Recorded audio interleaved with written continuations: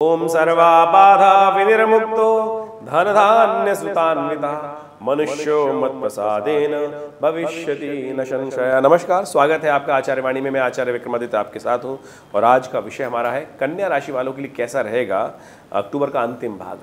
अक्टूबर के अंतिम भाग में ग्रहों का योगायोग कैसा रहेगा आपके लिए। देखिए, अक्टूबर का अंतिम भाग बहुत महत्वपूर्ण है और यदि कन्या राशि के हिसाब से बात करें तो आपकी राशि के अनुसार से तो जो राहु महाराज परिवर्तन की तरफ जा रहे हैं, आपके छठे भाव से निकल कर, जो है आपके अष्टम भाव से निकलकर आपके सप्तम भाव में उपस्थित हो जाएंगे।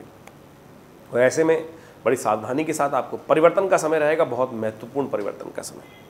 इसके साथ साथ और भी ग्रहों का परिवर्तन होने का योग है। कार्तिक का महीना आरंभ होगा इसी अक्टूबर के अंतिम भाग में।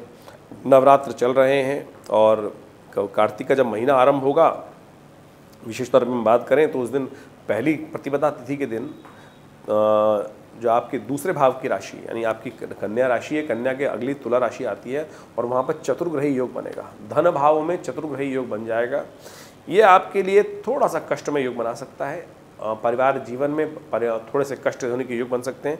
ऐसे में आपको कुछ खास उपाय करके सावधान हो जाना चाहिए, क्योंकि ये योग कहा जाता है कि कार्तिक के महीने में यदि चतुर्ग्रही योग बन जाए तुला राशि में तो ये कष्ट देने के योग बनाता है। संसार में अशांति का वातावरण, युद्ध का वातावरण, प्राकृतिक आपदाओं का वातावरण, भूचाल का वातावरण, तूफान इत्यादि की समस्याएं उत्पन्न करने के योग बना सकते हैं। आपके द्वितीय भाव में योग बनेगा, धन भाव, परिवार भाव। तो कहीं ना कहीं आपको बड़ा सावधान रहते हुए उसके उपाय को समझते हुए कार्य करने की ज़रूरत दिखाई देती है। तो ये सब चीज़ें विशेष तौर पर समझ के ही करने का आपको बहुत ज़रूरी ध्यान रखना चाहिए। इसके साथ साथ अक्टूबर के अंतिम भाग में राहु भी परिवर्तित होंगे। ये सारे के सारे क्या करेंगे आपके साथ, ये हम आपको सिलसिलेवार तरीके से बताते हैं इन ग्रहों के योग के अनुसार। सबसे पहले 21 अक्टूबर की बात कर लेते हैं।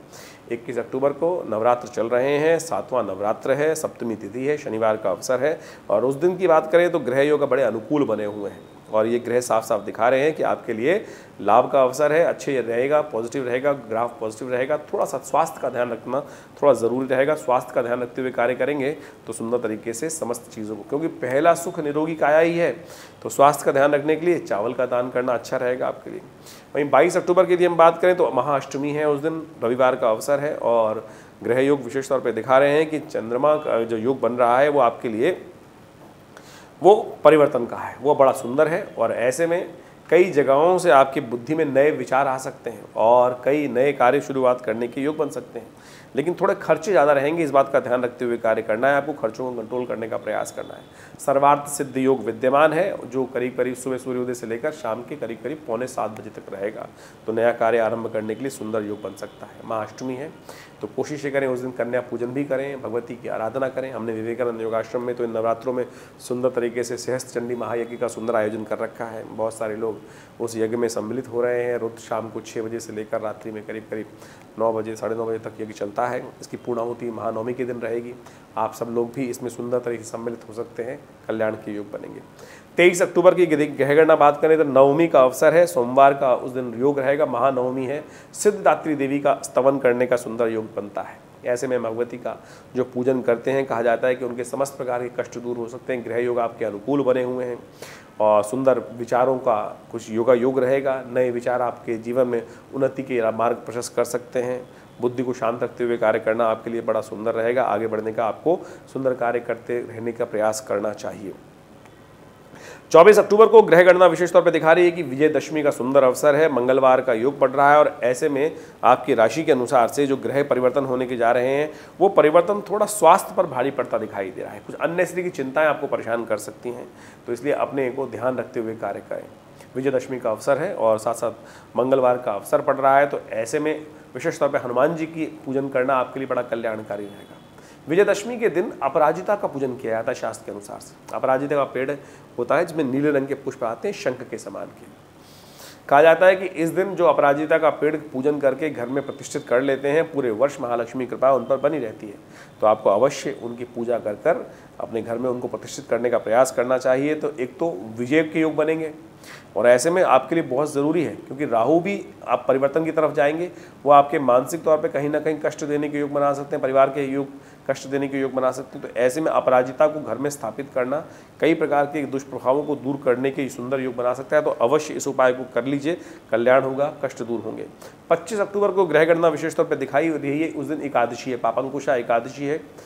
जीवन में हम जब कार्य करते हैं तो कई प्रकार के अप्रत्यक्ष कर्म भी हो जाते हैं और उससे फिर कष्ट के योग बन जाते हैं, पाप युक्त कार्य हो जाते हैं। आप चलते भी हैं तो कहीं ना कहीं जीव हत्या होती है, तो उससे भी तो कहीं पाप कहीं ना कहीं भोग लगता है। अवश्य, शास्त्र कहता है अवश्यमेव भुक्तव्यम कृतम कर्म शुभाशुभम। जो भी हम भोगते हैं वो हमारे कर्मानुसार ही भोगते हैं। तो जो पाप भी हमारे द्वारा कहीं ना कहीं हो जाते हैं, जाने अनजाने हो जाते हैं, तो उन सबको ठीक करने के लिए बड़ी सुंदर तिथि है पापंकुशा एकादशी। इस दिन कहा जाता है कि भगवान विष्णु का केवल व्रत जो कर लेता है, उनका नाम स्मरण कर लेता है, तो उससे समस्त प्रकार के कष्ट दूर होने के योग बन जाते हैं। शालिग्राम जी का पूजन करें, तुलसी दल उन्हें अर्पित करें, चरणामृत भगवान का ग्रहण करें। देखिए सुंदर तरीके से योग बनेंगे, लाभ के योग बनेंगे। ग्रह आपके थोड़े भारी चल रहे हैं, स्वास्थ्य का ध्यान रखते हुए आपको कार्य करने की ज़रूरत है। आपके लिए चावल का दान करना अच्छा रहेगा और विशेष तौर पर गरीबों का सेवा करना आपके लिए बहुत सुंदर उपाय रहेगा। 26 अक्टूबर की ग्रह गणना बात करें तो उस दिन द्वादशी की तिथि है, गुरुवार का अवसर है और साथ साथ चंद्रमा परिवर्तन की तरफ जा रहे हैं, मीन राशि में परिवर्तन आएंगे। ये परिवर्तन आपके लिए बड़ा शुभ दिखाई देता है।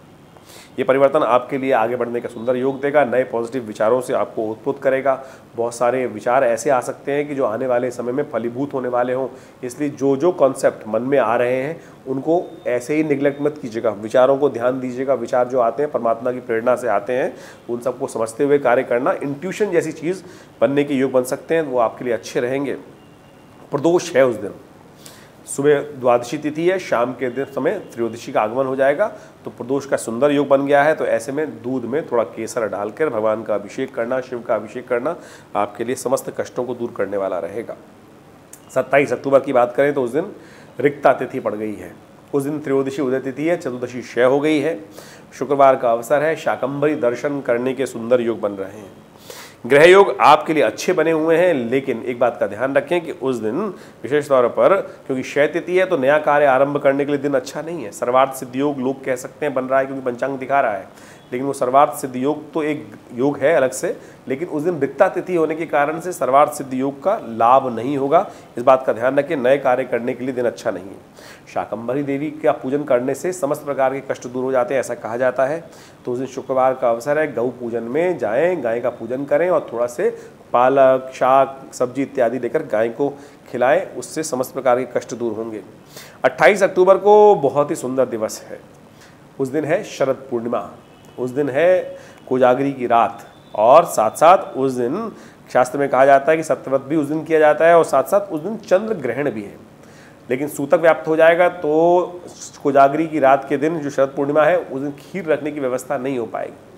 खीर जब ग्रहण समाप्त हो जाए रात्रि में, उसके बाद ही खीर रखिएगा बनाकर, नई खीर बनाकर, यानी ग्रहण के बाद खीर बनाई जाए और तभी उसका भोग लगे और उसके बाद भगवान चंद्रमा को उनको में रखा जाए, तभी उसमें अमृत की वर्षा प्राप्त होगी। नहीं तो कोजागरी की रात में कहा जाता है कि ये एक सुंदर योग बन गया है। उस दिन कोजागरी की रात है, साथ में ग्रहण है। कोजागरी का मतलब होता है जो जागता है और लक्ष्मी का पूजन करता है, महालक्ष्मी कृपा प्राप्त होती है। कहा जाता है कि ऐरावत पे आरूढ़ होकर इंद्र के साथ महालक्ष्मी पूरे संसार का भ्रमण करती हैं और जो उनका यज्ञ करते हैं, उनका पूजन करते हैं, महालक्ष्मी उन पर कृपा करती है।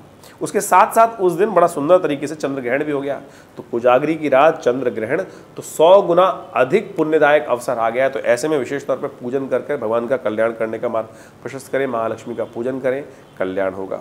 इससे समस्त प्रकार के कष्टों को दूर करने के सुंदर अवसर बन सकते हैं। हमने विवेकानंद योगाश्रम में सुंदर तरीके से बड़ा दिव्य आयोजन रखा है। उस दिन रात्रि में ग्रहण के समय पर कोजागरी का यज्ञ रहेगा, भगवती का पूजन रहेगा, तो आप उसका आप अवश्य लाभ लेने का प्रयास कीजिए, कष्टों को दूर करने के सुंदर अवसर बनेंगे। 29 अक्टूबर को कार्तिक का महीना आरंभ हो रहा है और साथ साथ उस दिन प्रतिपदा है और ऐसे में ग्रह योग आपके लिए विशेष तौर पर थोड़े से कष्टमय बने हुए हैं, ध्यान रखते हुए कार्य करें। आपकी राशि के अनुसार से द्वितीय भाव में चतुर्ग्रही योग बन गया है और ये थोड़ा सा कष्टमय है और चंद्रमा भी थोड़ा सा भारी दिखाई देता है। तो आपकी राशि के अनुसार से इन सब ग्रहों को ठीक करने के लिए सुंदर उपाय जो आप कर लें वो आप अच्छा रहेगा। आपकी राशि के अनुसार से जो हमें दिखाई देता है कि गौ पूजन करना, गाय को मूंग की दाल भिगो कर खिलाना, ये सब चीज़ें शुभ रहेंगी आपके लिए। इनका उपाय करके कष्टों को दूर करने के योग बना सकते हैं। 30 अक्टूबर को द्वितीया का अवसर है, साथ साथ सोमवार है और मीन में राहु परिवर्तन का योग बना रहे हैं। आपकी राशि के अनुसार से सप्तम भाव में राहु का जाना व्यापार में, परिवार में कहीं ना कहीं कष्ट देने के योग बना सकते हैं राहु। ऐसे में राहु का विशेष उपाय आपको कर लेना चाहिए। आपके लिए ओम भ्रांग भ्रींग भ्रौंग से राहवे नमः इस मंत्र का जप करना, और कोशिश करें पीपल के पेड़ के पास जाकर एक दिया नित्य प्रति प्रज्वलित कर दिया करें, क्योंकि राहु आने वाले समय में कष्ट देने के योग बनाने वाले हैं आपके लिए। ये राहु का प्रभाव क्या होगा आपकी राशि के अनुसार से, 18 महीने क्या कुछ करेंगे, ये सब अलग से वीडियो बनाकर हम आपके समक्ष उपस्थित करेंगे। लेकिन फिर भी सावधान रहने की ज़रूरत है। राहु महाराज 18 महीने में आपको परेशान देने के योग दे सकते हैं। 31 अक्टूबर को ग्रह गणना विशेष तौर पर दिखा रही है कि उस दिन तृतीया है, मंगलवार का अवसर है और भद्रा विद्यमान है। और ये भद्रा विद्यमान जो हो रही है ये आपके लिए नए कार्यों में कुछ ना कुछ विघ्न उपस्थित करने के योग दिखाती है। लेकिन ग्रह योग आपके लिए अनुकूल बने हुए हैं, अच्छे हैं, आगे बढ़ने के सुंदर अवसर आपको प्राप्त हो सकते हैं। धर्मयुक्त कार्य करेंगे तो बहुत सुंदर तरीके से लाभ के योग बनेंगे। नवरात्रों पर हमने विवेकानंद योगाश्रम में बहुत विशाल यज्ञ का, भगवती का श्री विग्रह जो आश्रम पे प्रतिष्ठित है वो 1947 में मुल्तान से पधारा। कहा जाता है 400 साल से पुराना भगवती का श्री विग्रह है और जो बहुत शुभ रूप से भगवती का प्रतिष्ठित है। मुल्तान से कोई एक व्यक्ति लेकर आया मूर्ति संदूक में बंद कर और वो हमारे पिता आचार्य श्री केशव देव जी महाराज को वो 1947 में लाकर जब पार्टीशन हो रहा था विशेष तौर पर, तब जाकर उनको प्राप्त हुई और उन्हीं की प्रतिष्ठा हमारे आश्रम में की गई है। करीब करीब 400 साल पुराना भगवती का चमत्कारी श्री विग्रह है और उन्हीं के सानिध्य में ये विशाल माँ भगवती का